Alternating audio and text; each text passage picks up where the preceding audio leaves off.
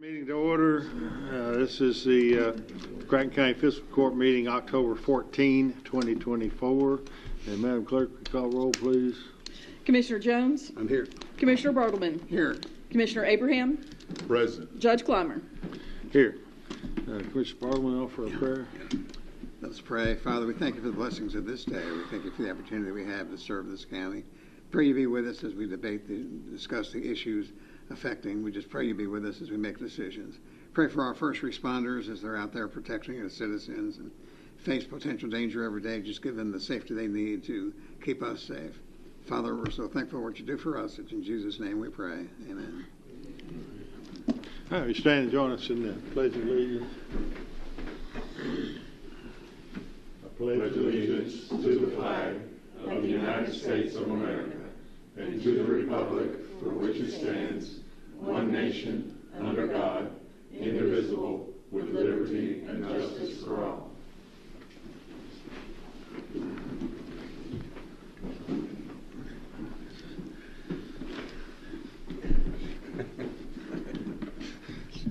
All right, first up's consent agenda.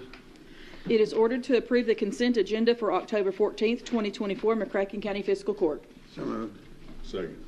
Any discussion? All in favor, aye. Aye. Opposed, no. That carries. It is ordered that the necessary cash transfers in the amount of $225,000 be made in order to pay county bills and payroll approved October 14th, 2024. Motion. Second. Any discussion? All in favor, aye. Aye. Opposed, no. That carries.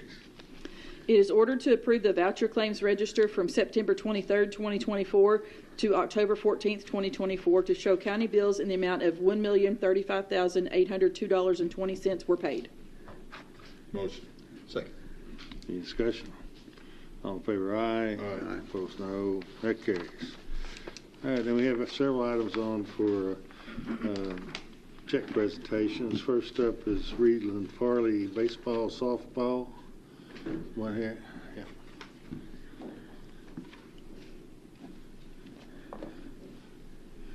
Come up. Doing fine. You? Doing good. Tell us what you got going. You got everything Yeah, we're doing shaped good. up? We've got the new lights in. The bank cages are coming up. Doing a little paving work right now, so everything's looking good. Okay. Look sharp out there. You think? All right. We got this check here for you. Maybe it'll help out some more. We appreciate Come on. it. Some pictures and stuff? Don't want to do a picture? Sure. Well, we might as well. We can have a Judge, you're picture. not supposed to ask. Yeah. Supposed to operate on that. Good out there. Thank you. Well, you were in that big pile of Yeah, the fire pile, yeah. that's been going for a while, but that's There's our official photographer. Go. All right. All right. Thank you. Appreciate it. Yes, sir. Good work. Good job out there. Thank you. We're going to do this about 5 or 6 times, so don't get let's see, we've got Lone Oak Youth Baseball. Someone here. Here's for Lone Oak. Good evening. Evening. I'd like to start by thanking y'all for your help back in the spring with our erosion problem that we had.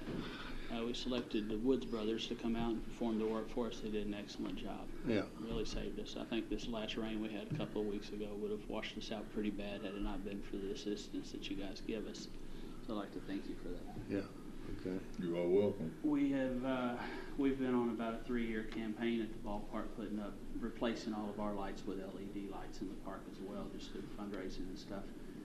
In the process of doing so, you get a closer look because you go to every pole and look at them. We've got a few poles that are rotted at the ground, getting pretty unstable. So that's what we plan on doing with the money is upgrading some of our poles now that we've got most of our lights changed out. Yeah. That'll help us. Feel like you got the sinkhole fixed? Oh, yes. No, they really did a good job. I mean, completed it, straw, grass. We're mowing across the top of it now like it wasn't even there. Yeah. It's a great job. Good. Good. Anything else? All right. Picture time. I'm not gonna make you do it. I wasn't even gonna ask.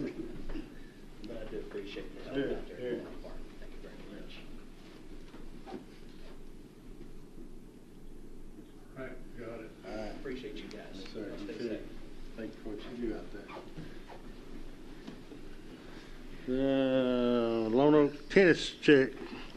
Russell. I'll spare you the picture unless you just want one. But, I just want to say thanks to everybody for this. It helps us keep the lights on. It helps us pay the insurance. We're the only lighted tennis courts in the county, and so we'd like to be able to keep them open for the public to use anytime they want. And this is really helpful. And a belated thank you, because I wasn't able to be in town. I appreciate it when y'all helped us to actually get the new set of lights up a few years back. So thank you so very much. Yeah. Anything? I think the tennis courts in Greenland are like, oh, I'm sorry. That's right. I stand corrected. Oh, I'm sorry. Yeah, that's sorry. You missed. Yeah, all you have to do is You're so close. All right. Okay. Oh, yeah, I guess I need to be in the middle. I need to get the check done. Thank you. Thanks. I appreciate it. Thank you. See you, Russell. The rest of y'all coming up, we're going to ask one question. If you get it right, pay off. Get it wrong, pay off. So pressure's off. Let's see, CASA. Good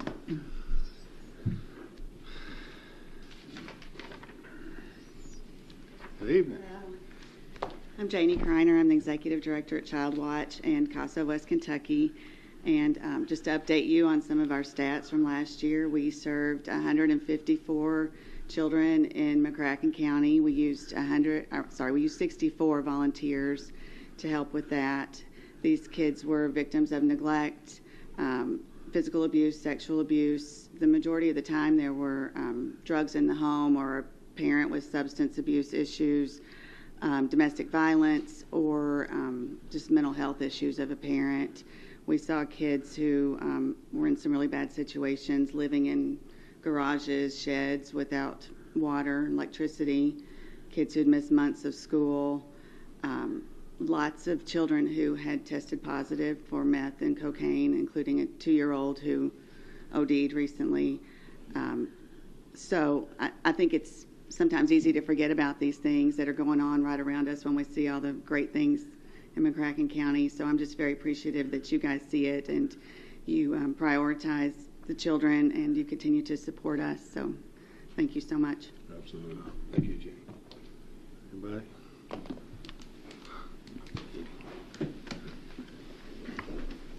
See, I don't know what question to ask. I didn't have a question.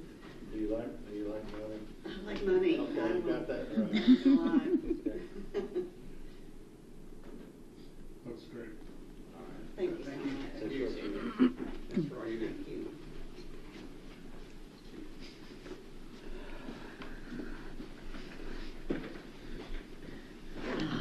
Let's see. McCracken County Career Endowment. Don. Good afternoon. I'm Don Mitchell, Executive Director. I have in your all's packet on your places the 2024 community investment that we kind of try to keep up and let people know what we've done to date in our organization. We have doubled our scholarship dollars that we're giving out. As you all know, one of our donors, Ms. Paxton, died recently and was buried today. And she had a ball coming to the last 2 or 3 of our scholarship programs during the summer, meeting our students, getting to meet them. In fact, they mentioned some of them today and some of our comments about some of them today. And in the back page is a page we put in the newspaper, full page, thanking our sponsors for what they've done for us and recognizing them. Okay. All right, any questions, comments? All right.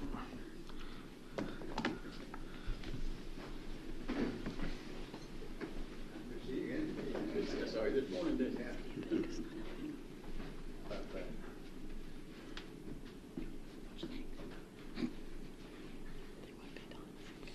Thank you. Okay. Thank you.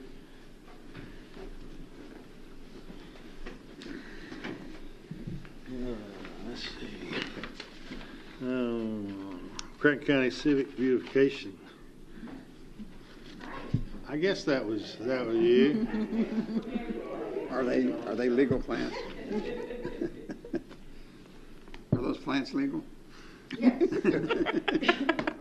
They all are now. and they are native to Kentucky, which the trees that we give away every year are always native to Kentucky. We will never do an invasive species. She's got the paperwork, but we would like to donate these to be planted on some county property. Oh, that'd be These great. are rough-leaf dogwoods. These are the ones that you will see on the side of the interstate. They usually are blooming in white. They're not like the flowering dogwoods, which are not native to Kentucky. But these were so great this year. This is probably some of the best seedlings. They're probably already 3 years old. And so we wanted to, I babied them on my patio all summer. Did To you? be able to bring them down here to you. So I hope you'll find a good spot. Or I walk on the county part of the Greenway Trail. Yeah. And that would also be a good place to put Well, them. You can't find someplace here. Yeah. So a couple of other things that we've had going this year. We bought a new tree for the courthouse for Christmas this year. Oh, So really? it's about a foot taller than the one that we did have. And for about a year and a half, we've been working on upgrading our quilt block map. They originally did it about 10 years ago. It was on a 4-fold old paper map that had GPS coordinates. And so for about a year, I worked on going around getting pictures of all of the ones, taking off ones that no longer existed. And we've upgraded our map to a Google map with a QR code. We got published in the newspaper section of the Quilt Week to promote it. And then Posh ran a really nice article on it in their most recent edition. And so this is one of our projects that we're really, really proud of. You could spend a day driving from one end of the county to the other looking at quilt blocks on people's properties. Or you could just pull up the map and find a couple that are close to you, but they're all over the county. From West Paducah to Melbourne to Reedland and all in town. Thank you. Yeah. Yes, we set up a booth at the farmer's market to promote it and gave away a quilt and gained a new member because the lady that won our quilt has started coming to our club meetings, so that was really good. We're gonna, I have these to leave. If you have some place at the courthouse that you can put them out, or if you all would like to each just take some and share with friends. Okay, we might do some of both. Thank you. And I think that's everything. Of course, we still do the Homes of the Month. Oh, and Posh, when I got interviewed for this issue of Posh, they also said that they would put our entire year's worth of Home of the Month in their holiday edition. So you can kind of be looking for that too. Now, this quilt block, so did your group paint these, what is it, on boards or plywood or something? They're all different sizes, and no, the businesses and the homeowners They did them. just had them. And I'm sure that originally 10 years ago, when they started doing this, they encouraged some people to put some up to be able to put on the map. But we had to take some off. There were several on one of the buildings down here that got sold, and the gentleman that owned the building took all the quilt squares with him. And so we had to remove some, and in the process, just driving around town, we found more people that had one. This little yellow house, I don't know if you all, over by Smoke Shop on 8th Street, on Estelle, the lady built this cute tiny house and had that quilt block on it. And so I stopped and asked her, this is a 3 tulips is the pattern on the quilt block. She's from Carter County, and that's where the first county in Kentucky started doing this. And so when she saw that big blank yellow wall, she said she automatically thought, I need to put a quilt square up there. So we were tickled to have her added this year to that. So if you scan the QR code, it pulls up a Google map, and if you click on the pins, I uploaded pictures of each of the squares, so if you wanted to look for a specific one, you could do it that way. So just kind of fun. Doesn't cost a family anything. They can, you know, spend a day doing it, just driving around with the kids. The Quilt Museum puts them out in their packets that they hand out to visitors. And so I'm pretty proud of that. I bet you are. Y'all be. Any questions, anything? Nope. All right. Let's see.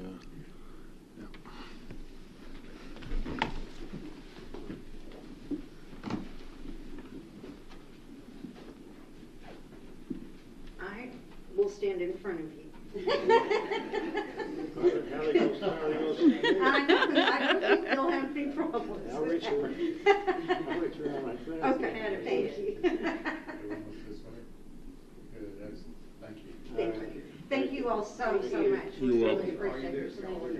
Thank you. I appreciate We that. appreciate your decorations. We've already got the choir lined up for the tree lighting ceremony, so everything's going along on that. Well, we had a good time last Christmas with the choir, with the Griswold thing. Were you here? You were here, weren't you? Yeah. Did y'all see that? The video of it? Thank you. That's worth looking at. It's pretty neat. I don't know how we're going to top that this year, but we shall try. Let's see, Paducah Historical Preservation. Did I skip Upper something? Town. Skip you. Oh, yeah. Oh. Who did I skip? Upper Town Heritage. Oh, okay. Upper Town Heritage Foundation, Hotel Metropolitan. I got all excited and got ahead of myself.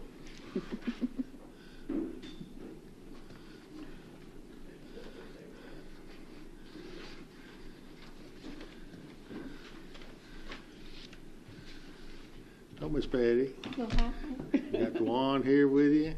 I don't know if I know you. Charlene. Mm-hmm. Yeah. Shirley Cooper. She helped co-founded the Upper Town Heritage Foundation. Oh, okay. And so, first off, we want to thank you all for this opportunity, allowing us to get this funding, and it's so appreciated. Excuse me.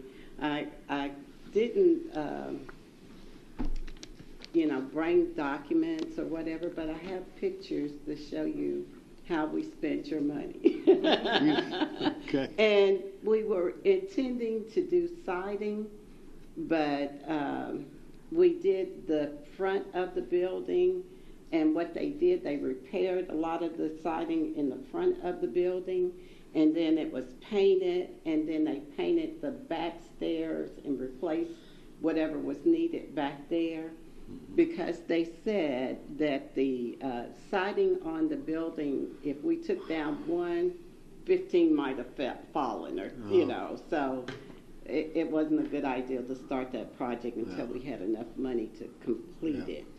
But your money was well spent, and I have pictures here if you guys want to see. Yeah, sure.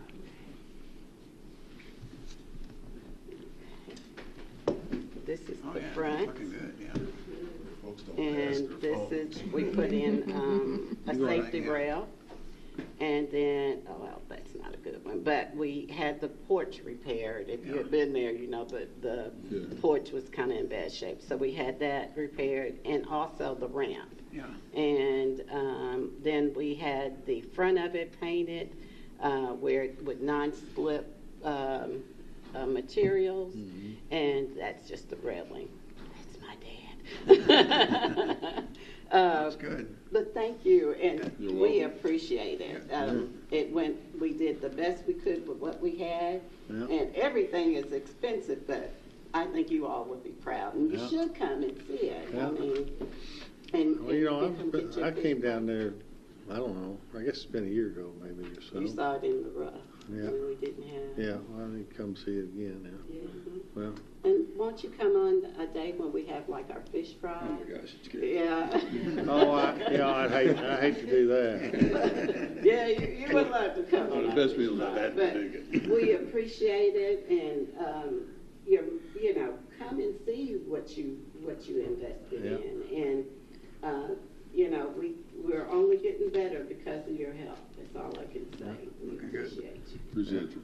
One of our quote blocks is on. I wondered if you had us. Absolutely, bear claws. Bear paw. It meant you could find food. You know, I was going to say you need to get to one of those quilt blocks, but I thought, no, maybe. We got it. We got it. You know the secret of that fish fry, right? What? The cast iron skillet, man.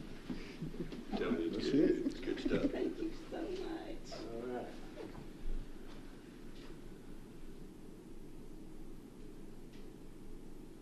Looks good, thank you.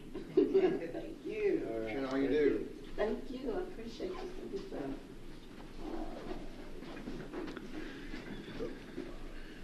All right, and then Paducah Historical Preservation.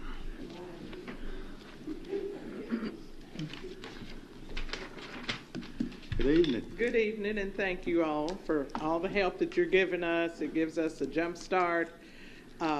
We will be utilizing the funds to start a project at Oak Grove Cemetery to identify where the enslaved bodies were buried. They're not marked, but the city has purchased a ground penetrating radar, and we'll use that equipment and the knowledge of a lot of others on how to do this. So the funds that we'll receive will allow us to do the planning. You know, we got to have plans, we got to have permits, those type of things, and this grant will allow us to get started. We've been talking about it, didn't have any funds, but you all have granted us that, and that'll get us started. We'll be collaborating with Murray State and with Frankfurt and several others in the state, because it's kind of the first time in this area that this will be done. But Paducah Historical Preservation Group is relatively new. Last October, we got a 501c3. You can go ahead and pass those out. And we've done a few things in the community, and we look forward to doing a lot more. We have, if you look on the back there, some of the activities we've done. We recovered cornerstones from the old Clay Street Church. It was a 140-year-old church. And we have an art show at the City Hall each year during the Black History Month. And we also have a guided tour that we do around the 8th of August. This year, we think we're going to flip it to the Juneteenth weekend. But also, it's on the Visitors Bureau self-directed tours. You can go down, pick up one of these books, and just take your family around. Our biggest prize and pearl, and Judge Clymer, I believe you're a little familiar with it, because we got called into a meeting in Mayfield about Helen LaFrance, and the gentleman said that he had talked to you about a train connection to Mayfield. I'm like, Helen lives in Paducah now. She's not coming back. But anyway, we haven't said no to them, because we do need a permanent location. But the art collection is currently housed at Paducah School of Art and Design here in Paducah. And on the back is how you can make a tour if you've got a group, you know, your staff, club members or whatever. It's a beautiful collection. It's housed in the library there at the school. And we had a reception August the 8th, very well attended. People supported it. And we came about this collection because our organization is for the Jackson Purchase area. We're starting in Paducah because we're from Paducah. But we expect to explore all 8 counties and gather African American history and canonize it and make sure it's a part of Western Kentucky and Kentucky's history. And the acquisition of the Helen collection did just that. Helen is a renowned, worldwide known artist from Graves County, as well as Ellis Wilson. We just missed an opportunity last week to purchase an Ellis Wilson. We were still counting pennies. Well, it's not going to happen this year. So we don't have a permanent location at this point, so that's a bigger part of a plan. But we want to have a regional African American art museum that would be a draw for the tourism trade and to enhance that. But we're working hard to preserve our history, and we thank you all for contributing to that with this opportunity of the grant. Do the city records at the cemetery, do they have the identities of who's buried there? They do after the war, after 1870, based on the census. Before that, we have been talking to like Monday's Funeral Home. We've located where Ms. Hammock's records were, because they buried some of the enslaved people and they would have records. And we will have, we've been granted access to the Monday Funeral Home records to see if we can identify kind of where they were originally put. Yeah. But they were moved, so we kind of know because it's a cleared area, and we're just going to have to work through it. I hate asking a question I don't know the answer to. You must be a lawyer. Well, but I'm just going to ask it because I may not see you again. Because everybody else only asks questions that they don't know the answer to. Memorializing the memories of the day of desegregation. I've heard stories. You know, I've heard people tell about it, and I'm just wondering: have we preserved in video the memories of those who went through desegregation on that first day?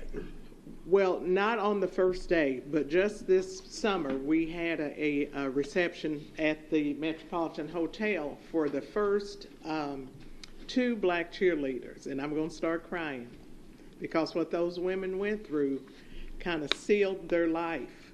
One, they're 71, 72, and one would not come back to Paducah because of how she was treated in high school through that experience. But because of Javante, I'll let her tell what that story was short, quickly.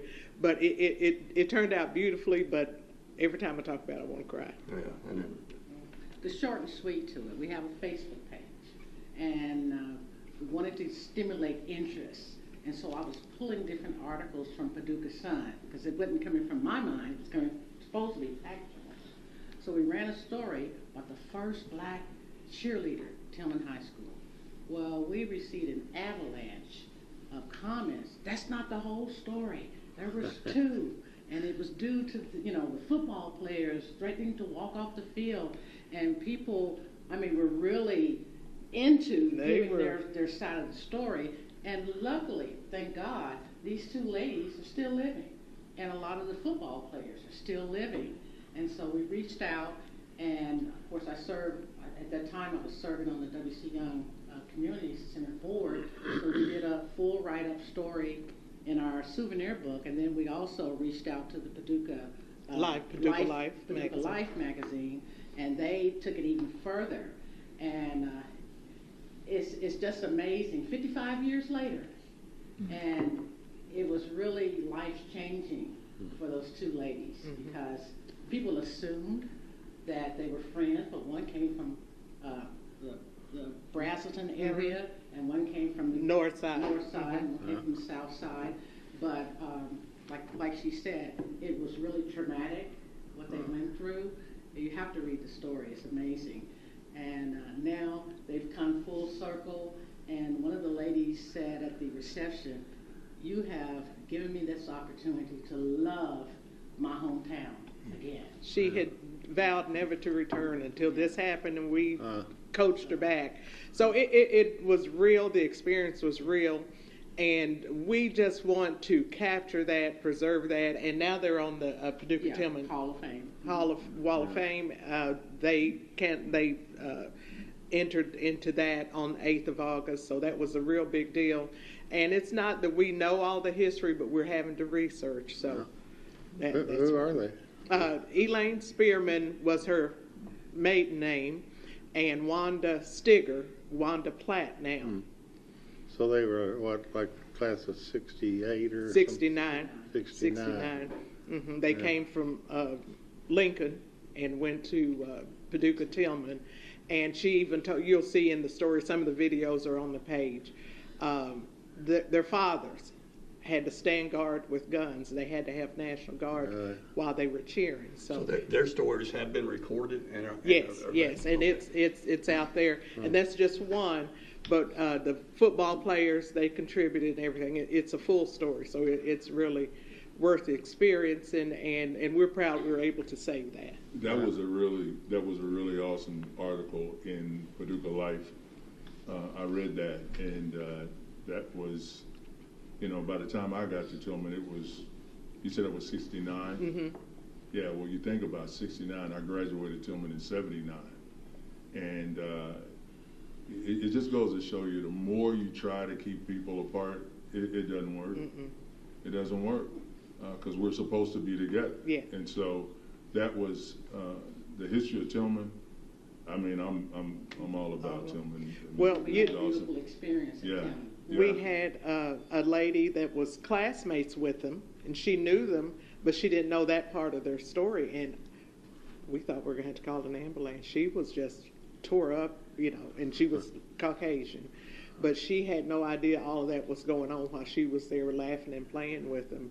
So, you know, we want to say what happened, what didn't happen. We've been able to moralize that, and thank you for asking. Well, honestly, I just think it's important because, you know, like all history, you know, I'm about 15 years behind it, and I didn't live it, and soon it will become just a narrative on Wikipedia as the only way we access it unless we preserve it. So. And that we do the tour, we've done two, and it just happened the city brought their planning employees over because they're doing the historical neighborhoods, Lower Town, Jatan, all that. And he said, our people don't know, and when we take them through there and share, you know, this is where Happy's Chili Parlor was, and it's the oldest black restaurant in the city of Paducah, 95 years this year. And I'm like, what? One business, 95 years old.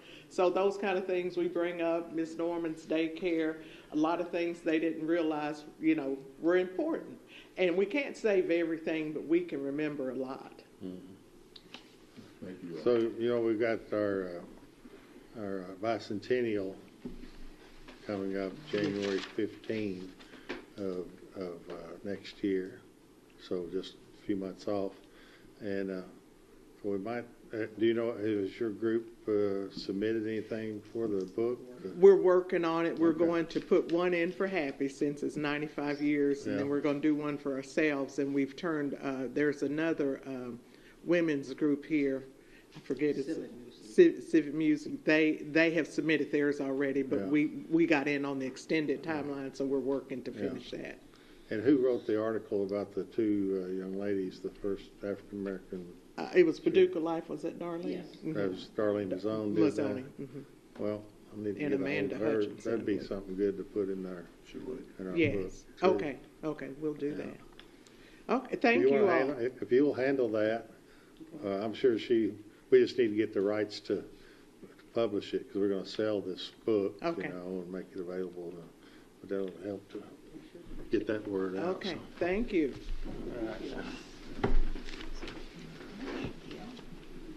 And we have some more books if anybody's interested. The Helen books are back here.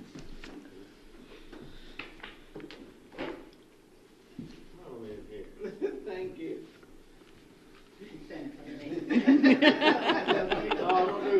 We just want half photos. All right, thank you. I did a story one time, Robert Coleman, we walked that Broadway, how all the buildings segregated. Well, we just went to the Nice check. and we're going to work with them on a teachable moment of that theater, so it's not also. Thank you.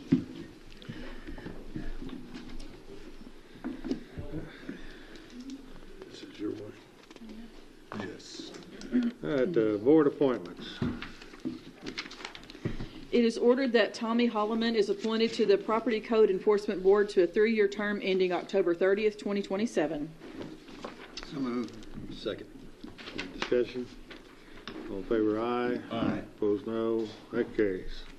It is ordered that Vicky Potts is appointed to the Property Code Enforcement Board to a 3-year term ending October 30th, 2027. So moved. Second. Discussion. I just want to say genius.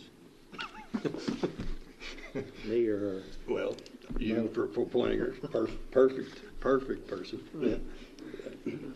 All in favor, aye. Aye. Opposed, no. That carries. It is ordered that Twyla Case is appointed to the Property Code Enforcement Board to a 3-year term ending October 30th, 2027. So moved. Second. Discussion. All in favor, aye. Aye. Opposed, no. That carries. We have a late order. It is ordered that Lonnie Crowdis is appointed to the Property Code Enforcement Board as alternate for a 3-year term ending October 30th, 2027. So move. Second. Discussion? So, just generally about, so will this be a 5-person board or a 3-person board? 3. Yeah, it's three and an alternate, yeah. And they will elect the chairman amongst themselves. I don't think we haven't put together any bylaws or anything, have we? We'll get something put together, but, so that completes we would need to get that done, and these folks are going to be outstanding in those positions, and just got Lonnie in just a few days ago, called him. I think he still has maybe a property maintenance, worked for years out at the atomic plant. Just curious how that alternate, do we have that scenario in any other boards or commissions? I haven't seen it come up in another board, but there could be a conflict where it's a neighbor or a friend or something. In that instance, the conflicted person just steps down and that alternate steps in. So they basically are just on standby until, okay. Any other discussion? All in favor, aye. Aye. Opposed, no. That carries. Court order. It is hereby ordered that sealed bid opening was held at 2 p.m. in the Judge Executive's office for the purchase of pickup trucks. A single bid was received from Purchase Ford of Mayfield. The bid was taken under advisement. So moved. Second. Any discussion? All in favor, aye. Aye. Opposed, no. That carries. It is hereby ordered that the purchase of one Ford F-250 pickup truck be awarded to Purchase Ford of Mayfield in the amount of $47,711 for use in animal control. It is further ordered that the Judge Executive be authorized to sign all necessary documents for same, and the Treasurer be authorized to issue purchase orders and pay invoices. So move. Second. Discussion? Steve, do we have all the equipment that goes on that, or do we have to buy that too? Will that convert over? No, the expensive things, the dog box and the road department will install that for us. So other than a little bit of striping, we won't have any significant. So it's all going to work out. Good, thank you. All in favor, aye. Aye. Opposed, no. That carries. It is hereby ordered that the Judge Executive be authorized to enter into an engagement agreement with Robert W. Baird and Company Incorporated for municipal advisory services related to the financing and issuance of bonds for the upcoming Paducah McCracken County Sports Park E911 and Convention Center projects. So move. Second. Is that what you're here on? Or you, for this one? Or are you talking about? Oh, okay. All right.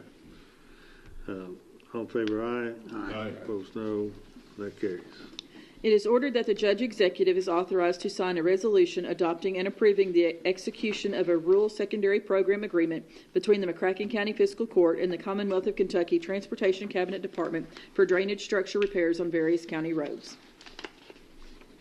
So Second. Any discussion? All in favor, aye. Aye. Opposed, no.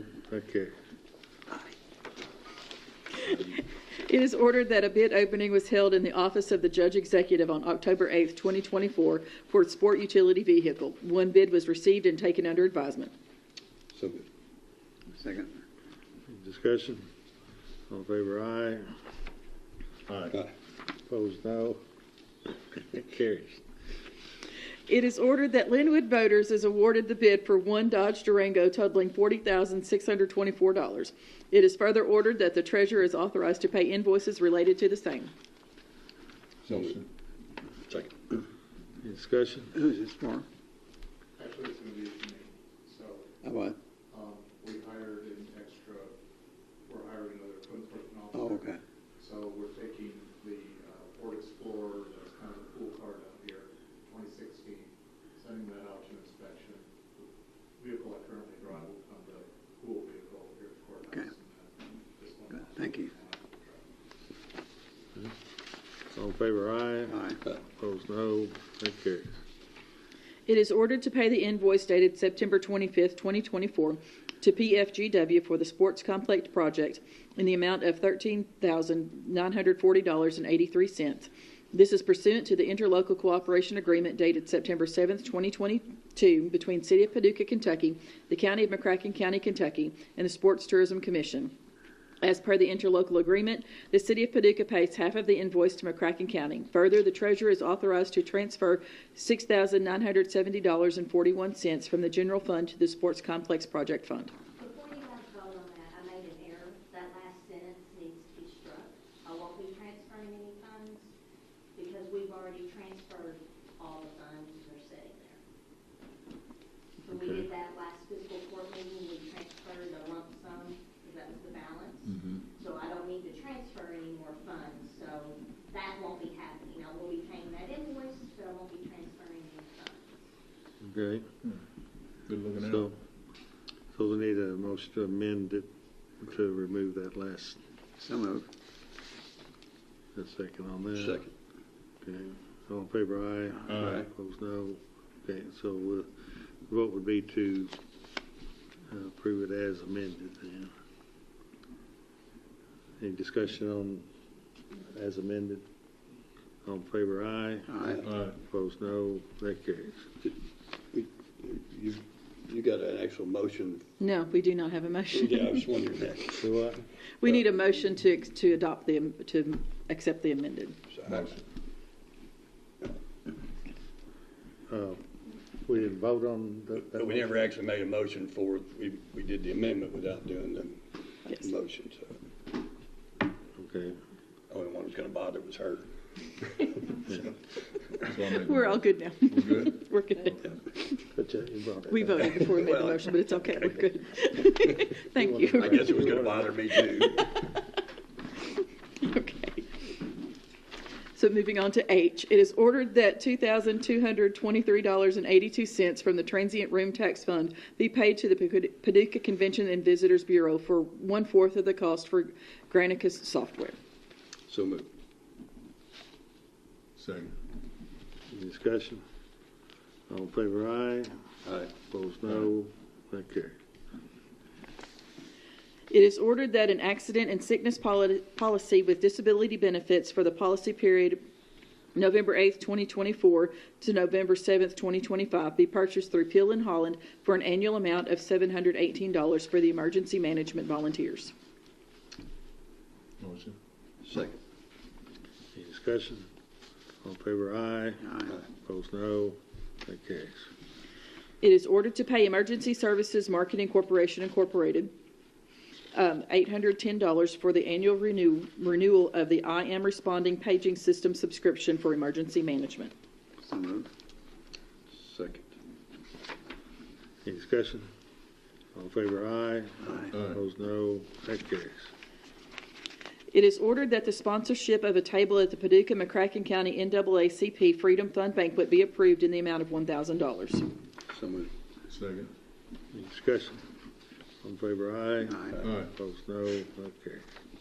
It is hereby ordered that a resolution is hereby adopted and enacted approving the entry into an agreement with the Kentucky Office of Homeland Security, KOHS, Kentucky Law Enforcement Protection Program, LEPP, for purchase of body armor to execute any documents necessary to facilitate and administer the project, to act as authorized correspondent for the project, and establishing procurement policy for any KOHS-approved project for the fiscal year 2025 application cycle.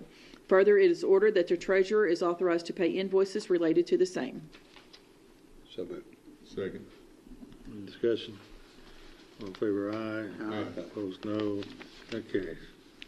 It is hereby ordered that the judge executive is authorized to sign a resolution joining the Kentucky-Ohio River Regional Authority, KORRA, as created by HB 712 for the creation of a recreational trail system. So moved. Second. Discussion? Discussion? Yeah.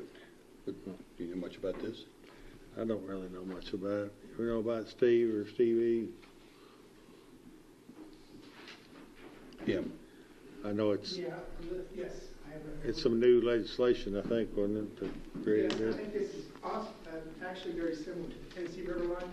What they're trying to do is create a recreational trail system in the Ohio River along the border of Kentucky. And it's just not water, it's trail systems on land also. Will this be one of the Department of Local Government grant projects? I believe it is through DLG, yes. So there may be some grant opportunities if we. Interesting. I had not heard anything about it.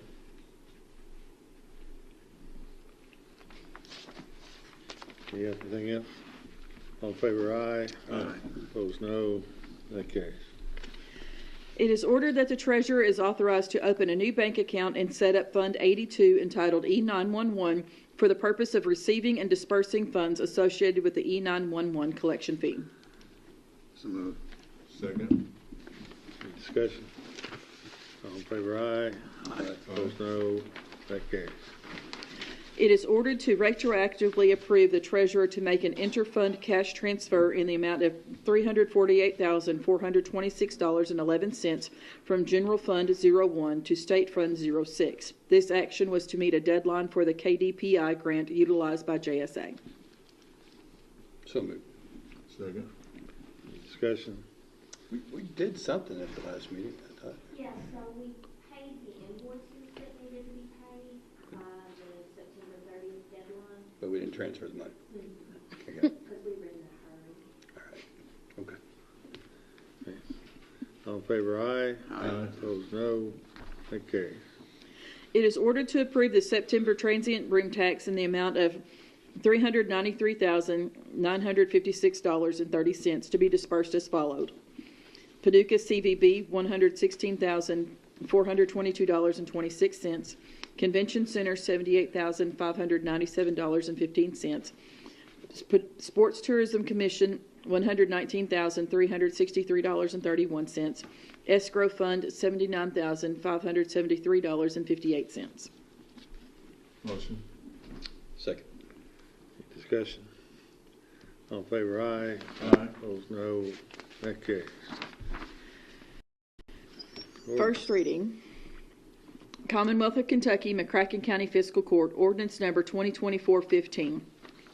An ordinance of McCracken County, Kentucky, approving and authorizing the execution of an interlocal cooperation agreement between the City of Paducah, Kentucky, and the County of McCracken, Kentucky, for the provision of 911 services. Summary: the actions effectuated in the present ordinance are to establish the joint 911 boards required for the operation of the previously created joint 911 service between McCracken County and the City of Paducah.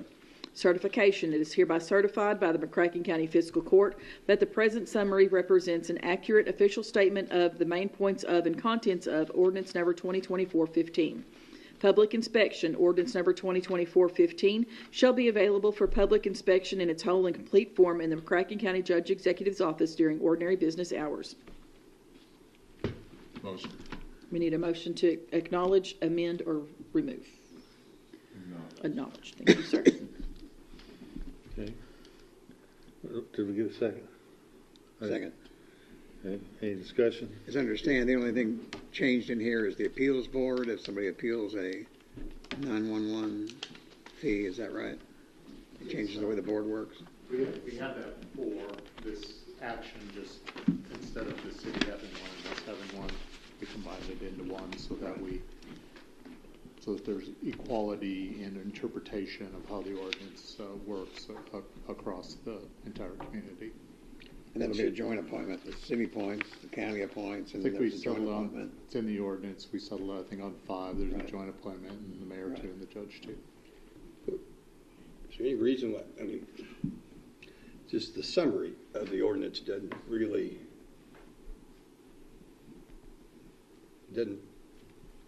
point out the difference as to why we're doing it, and I'm wondering if it should. I mean, it's going to be lawful no matter what. It's just that from those who actually want to go back and look and see why we did what we did, I don't see how they know why we did what we did in the summer. I mean,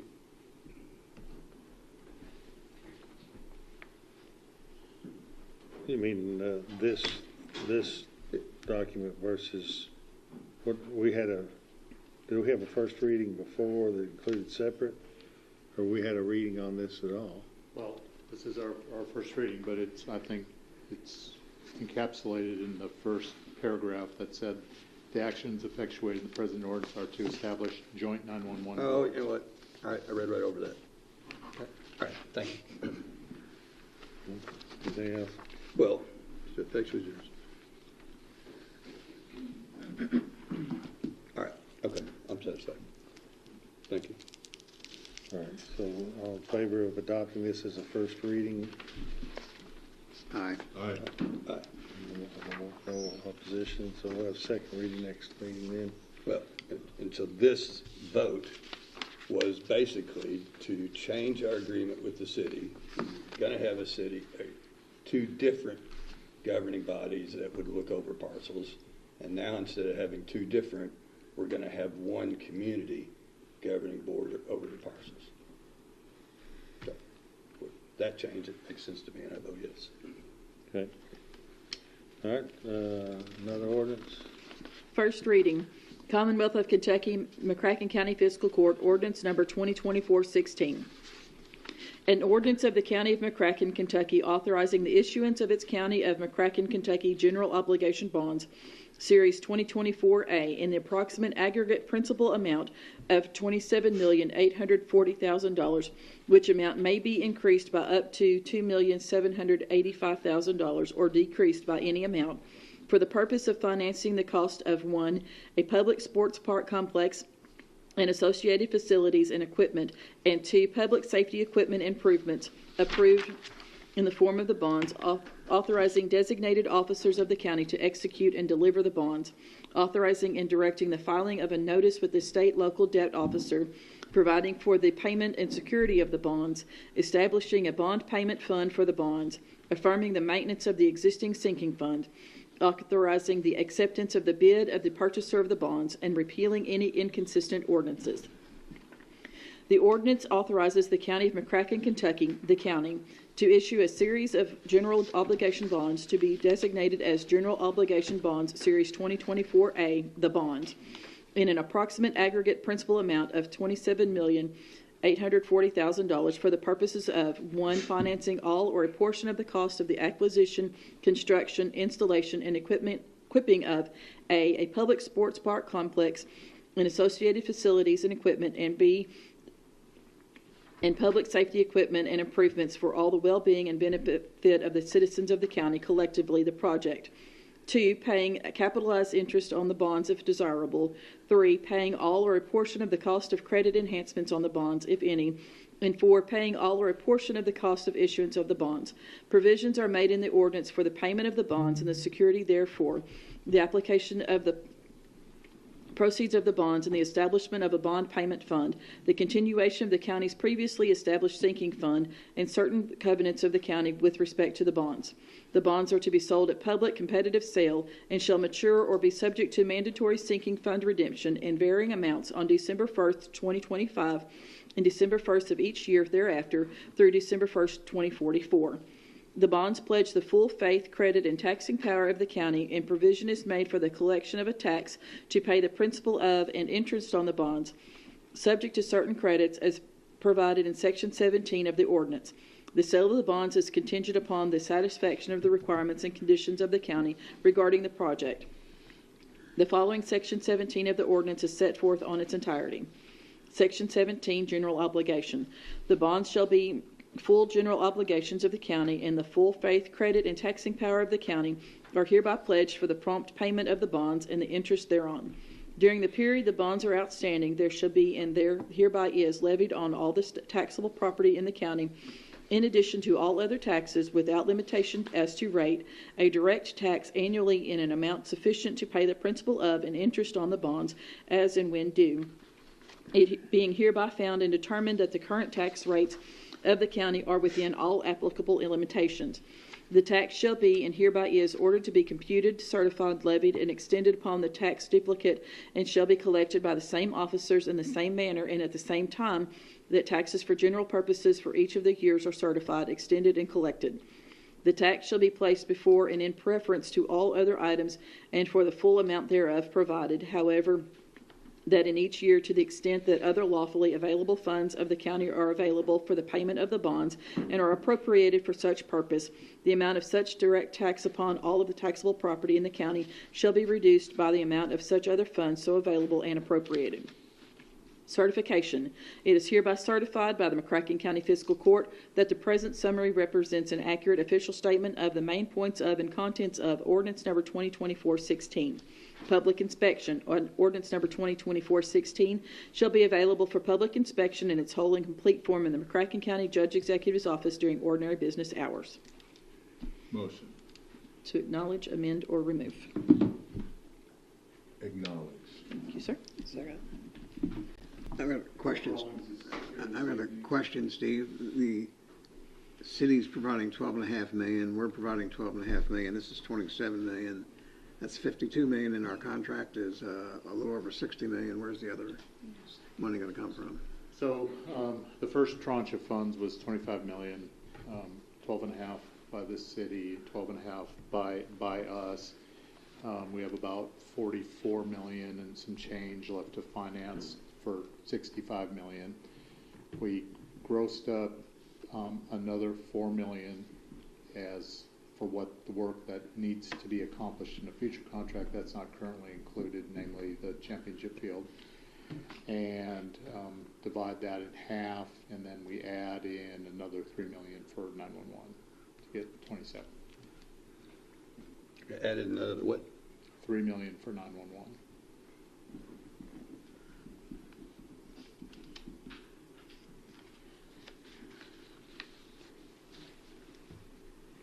So this is for more than just the sports park? Just two projects, 911 and sports park. And is this all we're responsible for, or will the city be responsible for some of the bonds, the portion related to the sports park? This is just our portion. Of the sports park and 911. Of the 911 tower system.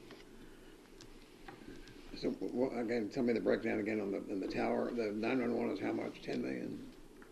No. So it's the non-radio portion. It's a little over 6 million. So 3 million of that is just for the infrastructure backbone. We'll buy radios with other funds. We will also. So the basic math is, phase one that you've already approved and budgeted is $65,626,000. There will be another $4 million to finish the project. And you take out $25 million, that leaves $44,600,000 left. Our half of that will be $22 million. To $22,313,000. And then we put in $3 million for 911, and then you have cost of issuance and paying the bond attorney. It does not include the convention center, right? Does not include convention center. That'll be separate. That'll be separate. Okay. Our engagement agreement covered convention center, but not this note. And under our agreement, a portion of the $22 million for the sports park will be paid from the transient room tax, right? One other thing I want to say before I go back. So we can adjust this by 10% on sale day. So this is probably we've got it actually a little bit rich, just in case we learn something goes wrong between now and bond sale date, which will be in January, likely. Early December, we have all of our. We still have to go to the state local debt officer for this, so that number you're hearing, But it's likely December of next year. It says December. That's when the first principal payment is due. Okay. And on payments, we have been intercepting transient room tax now for how many months? Almost a year. Almost a year. We were supposed to have a year saved up by the time we made a payment. It looks like we're going to have closer to 2 years in sinking funds already in the bank. Of course, per the interlocal agreement, we intercept 80% of the sports tourism tax proceeds. and then we'll have to come in with what's left. And I provided you an analysis at budget time, what we thought that was going to be, what the impact on us would be annually, above and beyond what the transit room tax is expected to cover. So on the date our first payment is due, we'll have from transit room tax about $1.6 million, $1.8 million, probably in the bank. Probably more than that.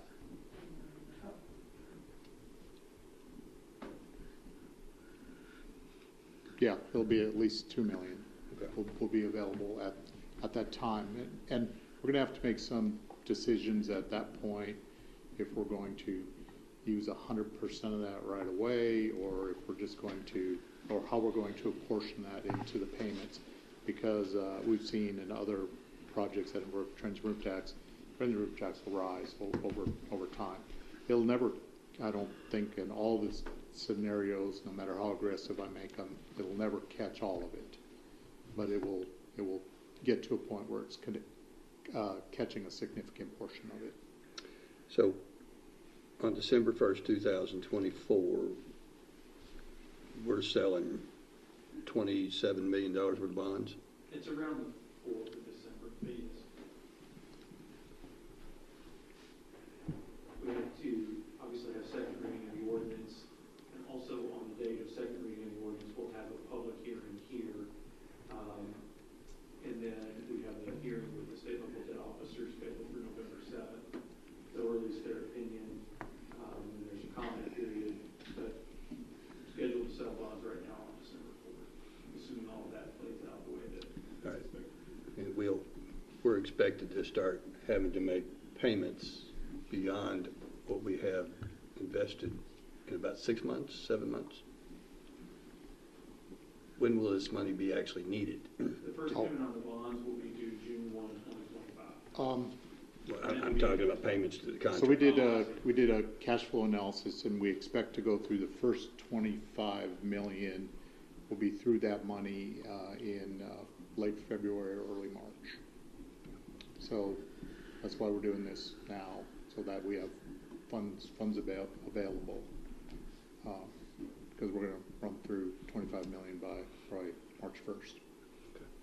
Have the bond interest rates been trending down a little bit because of the Fed, or I know usually that doesn't affect them a whole lot, but We might have people want to hear your answers. Yeah. Or we might wish that people would.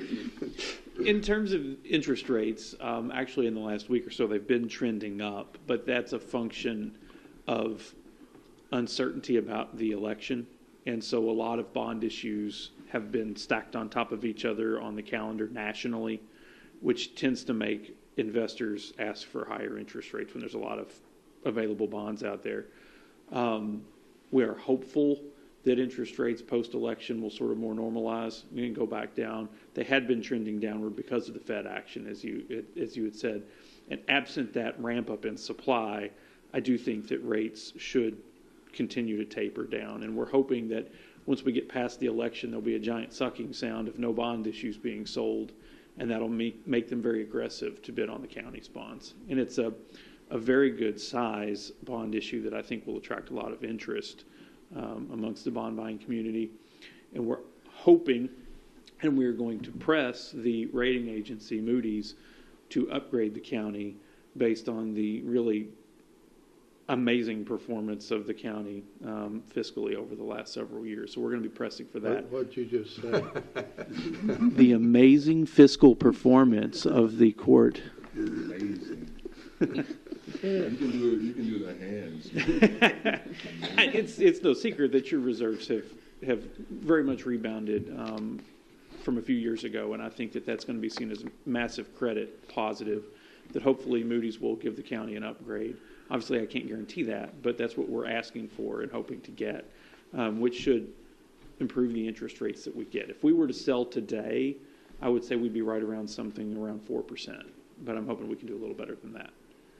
would there be any strategy? I'm sorry. Our current Moody's rating, or 4%, yes, 4% is reflective of your current Moody's rating, which is. If we can get that up a notch, yeah, and a little post-election relief, we could be in the threes. Yes. On this, that would be terrific if that happened. That's what we're hoping for. Obviously, I can't guarantee what interest rates are going to do in the next month and a half, but. What was the question you thought I was going to ask, and what was your answer? Well, would there be any strategy to waiting another month, or is December, is that kind of would that be the best strategy for? I'm going to keep an eye on interest rates and see what they do after the election. Like I said, I think that once we get past early November, there are going to be many fewer bond issues sold. And in a market like that, that is a very, very good time to sell bonds. Now, if interest rates stay where they are, we could push it into January if we felt like. I generally do not recommend trying to time the markets, right. And you need your money when you need your money. And we're trying to make sure, given if we sell bonds in early December, we're going to close in late December. That really only leaves you about 2 months before you actually start having to dip into those bond proceeds. And I don't want to cut that too close, but we could push into January if interest rates remained higher. Remember, we're going to park that money when we get it, hopefully for 2 or 3 months, and we'll make some money off of parking it. So, if our bond rating improves, what if we get the next step up in our bond rating? How many points would that lower our interest rate? It's tough to say, and it depends on how aggressive the markets are at the time. Today, probably 5 basis points, so 0.05%. In maybe a stronger market, as much as 10.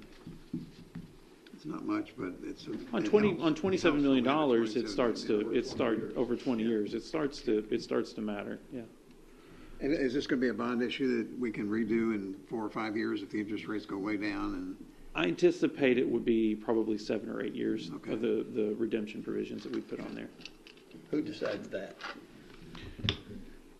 Usually, we converse a lot with the bidders on these types of bonds to try to figure out what, obviously as a county and as an issuer of debt, your preference would be, let's make these things refinanceable anytime. Right.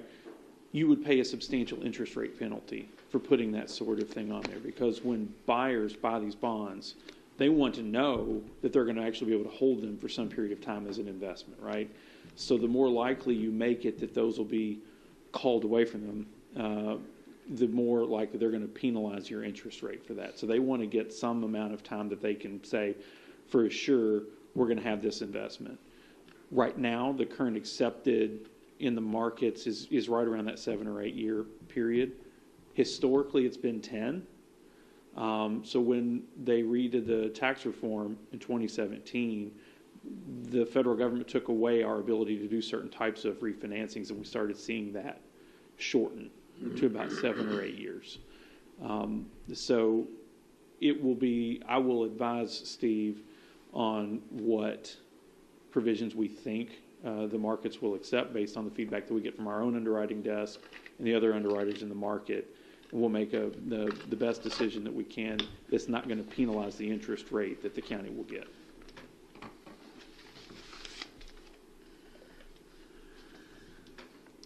So on December 1st, 2025, we make our first payment. That'll be your first principal payment? And I think you were about to tell us what that was, is what I think. The amount? So you will have an interest-only payment on June 1, 2025 which would be a relatively small amount, about $450,000. Altogether, the payments due, let's see, 270. Because you have the 911 component, which we're amortizing over a shorter period of time. That's only amortized over 10 years. And the sports park is amortized over 20. So for the sports park, your interest due June 1, it should be in the neighborhood of $400,000. And then in December, hang on, I've got the full set of numbers. I took a snapshot of just a few of them.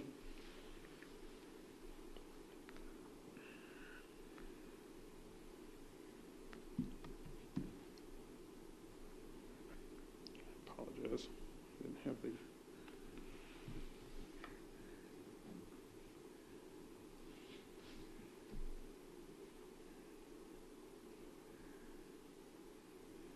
Okay, so in aggregate, between the two, the amount due on June 1, 2025 is about $445,000, based on today's rates. That includes 911. Yes.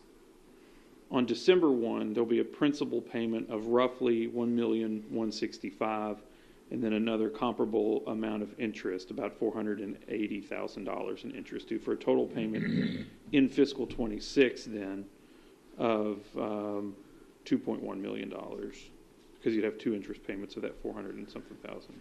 Because of time, we predicted 2.3 is going to be our payment, our annual impact on us. And as it stands right now, we're at substantially less than that, closer to 2.1 in total.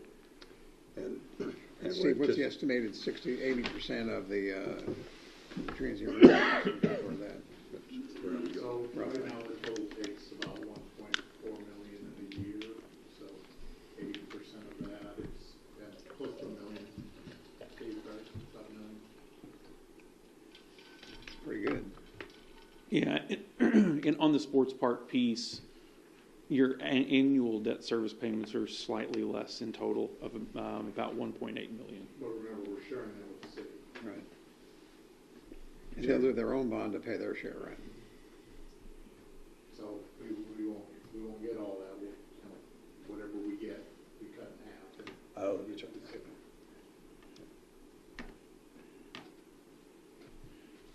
Anything else?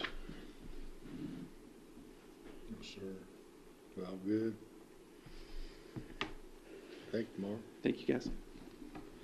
And on that, remember the original interlocal agreement with the city and the STC was set at 80%, somewhat as a guess. We had a strongly felt need. We could adjust that number up, but the thought was at the time, and we might have to rethink these assumptions, was leaving them with money for operating, because the agreement is also if they run short of operating funds and they come back to the city and county to cover operating shortfalls. So that's why we left them 20%. We're hopeful that will cover that. But remember that 80% over time is I think it's elastic. We can adjust it if we want more priority towards debt service, and that we'll just deal with operating as it comes.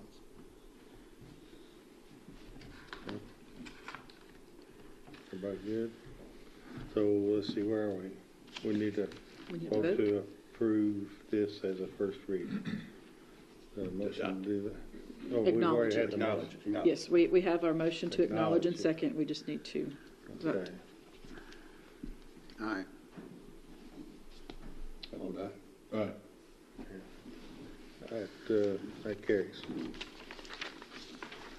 Steve, what was it, we had, we were gonna bring up We this kinda evening? skipped over it. Did I skip, it was on here and I skipped over it? It was item I under discussion.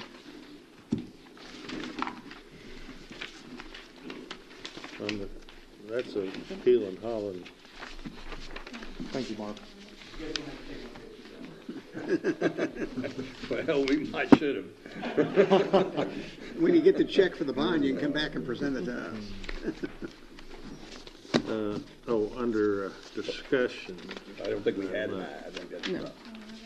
Oh, it wasn't, No. you didn't get an updated copy? I'm sorry. Well, we added it anyway. Oh, yeah, there it is. Additional discussion, reorganization of finance to include another tax position. I looked over that, maybe because it was highlighted. I don't know why, but. It's not on mine, but I think they. I think I made a bad Did it mistake see- in it's not on mine. 2006. Are we ready? Yeah. And when Owen Lynn retired, evidently, I pushed an order through to basically abolish the tax administration office and take the two remaining positions and put it in the treasurer's office. And I think that set off a long spiral of declining collections and performance as we had fewer bodies working on that. down to the point where, you know, we only really had one full-time position just working exclusively on taxes. A little over a year ago, we added a position, and in terms of collection, I believe that has performed very, very well for us, and we have lots of reason to believe that there's still a lot of filing that needs to go on. That's going uncollected. So I want to add another position. We're currently searching for someone right now, and so at a future fiscal court meeting, I want to present you with another person to hire and reorganizing tax administration back into being a department unto itself. And that does two things for us: brings total focus to what is now a $10-11 million, well, no, $8 or $9 million fund that we collect, and provide a little bit more opportunity to work on financial management issues in the treasurer's office without having to add anybody back into finance. So that's what's coming. So is that excuse me, $8 to $10 million that we're not collecting? No. We don't have that we do collect. When we added one person, we saw collections increase by roughly 25%, just by adding one person who was smart, focused, and understood how taxes work. So that expansion of that activity has more than paid for itself by a factor of 10. So I'm not going to say that we're going to get another 25% bump, but just in talking with Pam and Debbie in the office, there's lots of unturned stones, and I think we used to turn over. And when that decision was made back in 2006 to reduce the staffing in the department and take it into finance, I think set into place sort of a not enough emphasis. And then as from 2006 to 2019, we saw further reductions in staff in that department, and it kind of became an honor system. If you paid, you paid. If you didn't pay, we weren't terribly aggressive in going and find those taxpayers. It's terribly unfair to the people that are paying right, and that's the vast majority of the people we deal with. But we certainly had people that we have to press and go after a little bit more aggressively to collect. So I think that's something we've needed to do for a long time. I'm glad you're recommending that. So going forward, we go back to 2006, where we have. Are we getting cooperation when we knock on somebody's door, they're not paying their taxes, and we say you should be paying your tax? We're getting cooperation. The best cooperation we get is when they hear from the county attorney. When we what? When they hear from the county attorney. And do they have to pay some of their back taxes, or just from? So the ordinance does provide. If you remember, 6 months ago, we had a long discussion about penalties and interest. Right. So penalties and interest are due when you have been delinquent. So once the county attorney contacts them, they've been cooperative. It certainly helps. 8 out of 10 times, Debbie says that after we send our letter, the taxpayer responds. Because we threaten what the law says is that we can sue them civilly or take criminal action. Has anybody attempted any legal action to block it or anything, or? Not yet. And do you take legal action if they don't want to pay? Have you had to do that yet? We're on the cusp. You got a list? Yes, we have a list. Yep. So 8 out of 10 respond, so 2 out of 10 don't. Yes, sir. Yep. And we just started picking this up with Debbie, so we're still kind of in the infancy here, but we suspect that when we start filing collection actions in circuit court or district, depending on the amount and controversy, the word will get out that we are serious about enforcing the occupational tax. And I hope that the community will see it as pro-business, because it's unfair that some businesses are paying their fair share and others are not, just because they think that the county is not going to enforce it. So we're going to make sure that message is received. So do you get payroll tax and the business tax? Yes, sir. Yep. Didn't we come down on that it was, the penalty was discretionary, the interest was not? I think that's the way it read. Yes, sir. That's right, Commissioner and Judge. Yeah. Yeah. And so, 1 demand is a shell. That's right. Yeah. Penalty is made. Yeah. But I think right now the finance office treats everybody the same and gives it to them across the board.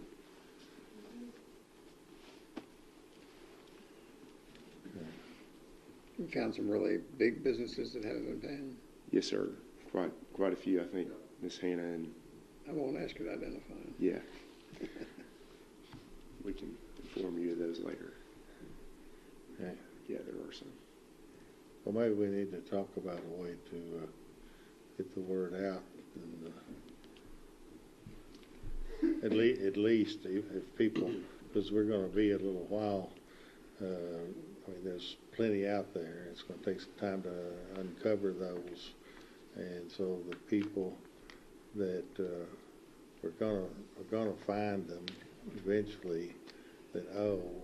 And so if we're going to require them to pay both a penalty and interest on the money that they should have paid, they can save that interest. And on some of these things, pretty substantial amount of money.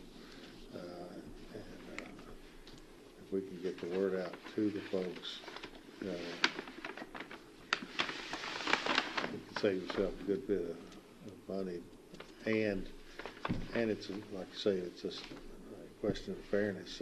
All the other companies, businesses are paying what they owe. Those who are not are really not supporting the community like is required, both ethically as well as legally. Yes, sir.